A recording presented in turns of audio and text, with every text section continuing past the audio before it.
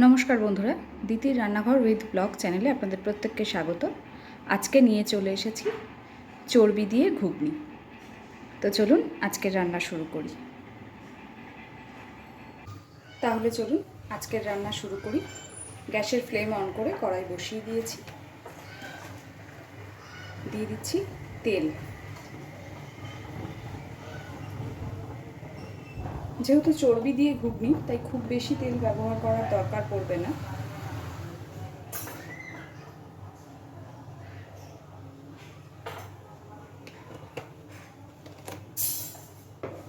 তেলটাকে খুব ভালোভাবে গরম করে নেব। তেল গরম হয়ে গেছে, এবার আমি আলুগুলো আগে ভেজে নেব।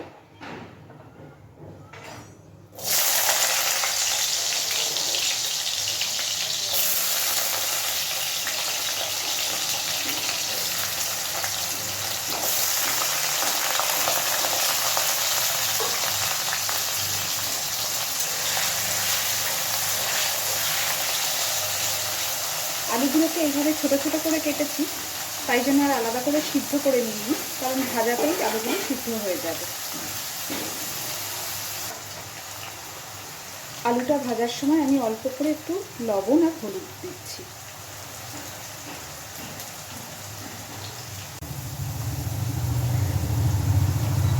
এবার দিচ্ছি অল্প করে একটু হলুদ গুঁড়ো।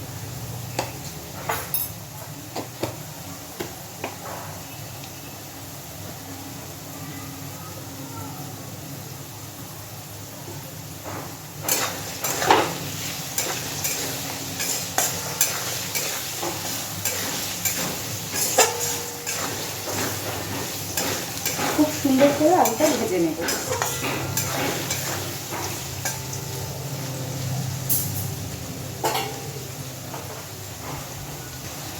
দেখুন বন্ধুরা, আলুগুলো কিন্তু খুব ভালো করে ভাজা হয়ে গেছে,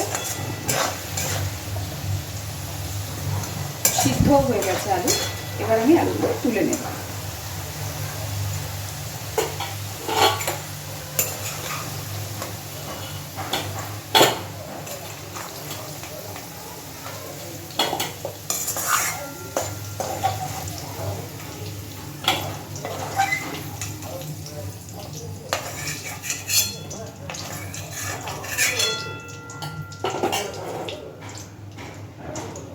ওই তেলেই এবার আমি দিয়ে দিচ্ছি দুটো শুকনো লঙ্কা,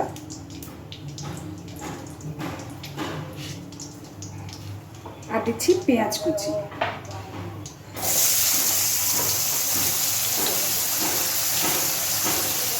সঙ্গে দিচ্ছি কিছুটা কাঁচা লঙ্কা কুচি।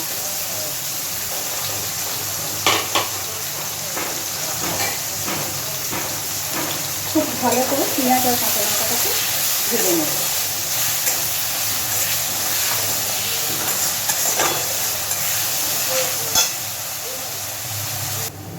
দেখুন, পেঁয়াজটা আমার খুব সুন্দর করে ভাজা হয়ে গেছে। আমি এর থেকে বেশি আর ভাজবো না।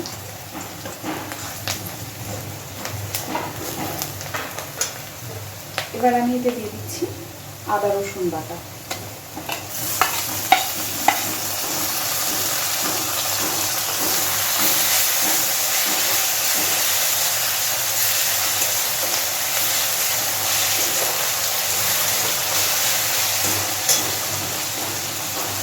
একই সাথে দিয়ে দিচ্ছি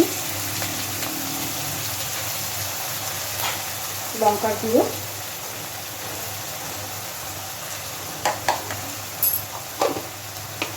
হলুদ গুঁড়ো,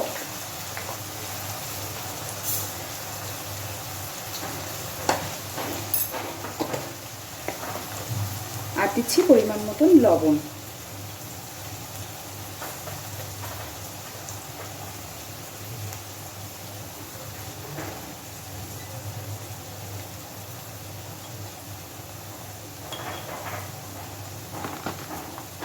খুব অল্প পরিমাণে একটু চিনি দেব।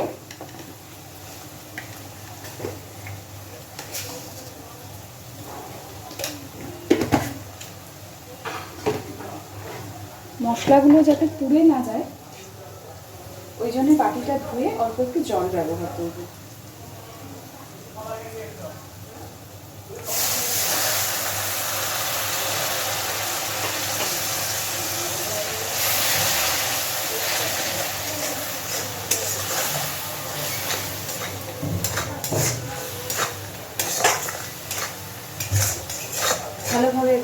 মশলাটা কষিয়ে নেব।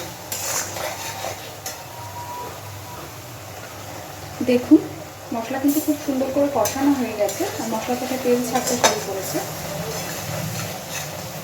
এবার আমি ভেজে রাখা আলুগুলো এর মধ্যে দিয়ে দেব।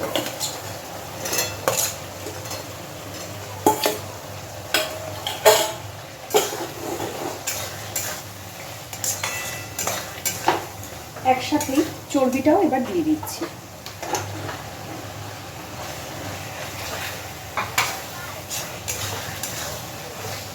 চর্বি আর আলুটাকে দিয়ে আরও মিনিট 5 সাথে খুব ভালো করে কষিয়ে নেব।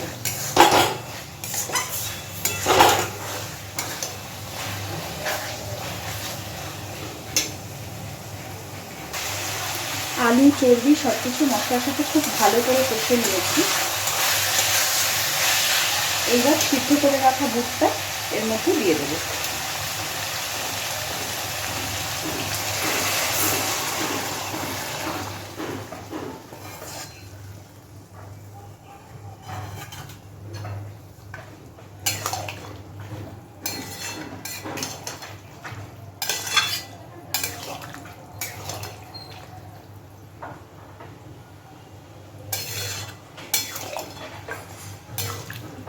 ভালোভাবে মিশিয়ে দিয়েছি। ঘুগনিতে তো অনেকটাই জল লাগে, এবার এর মধ্যে আমি আরও খানিকটা জল দিয়ে দিচ্ছি।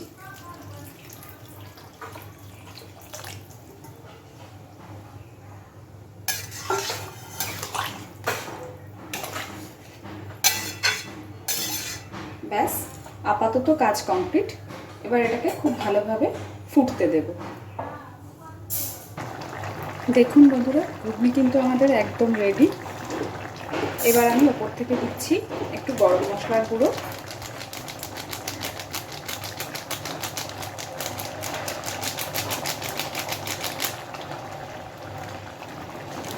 দিচ্ছি একটু ভাজা মশলার গুঁড়ো,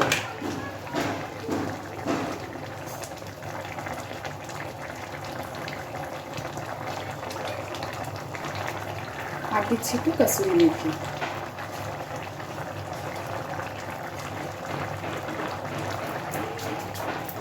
ব্যাস, এবার আমি গ্যাসের ফ্লেমটা বন্ধ করে দিলাম।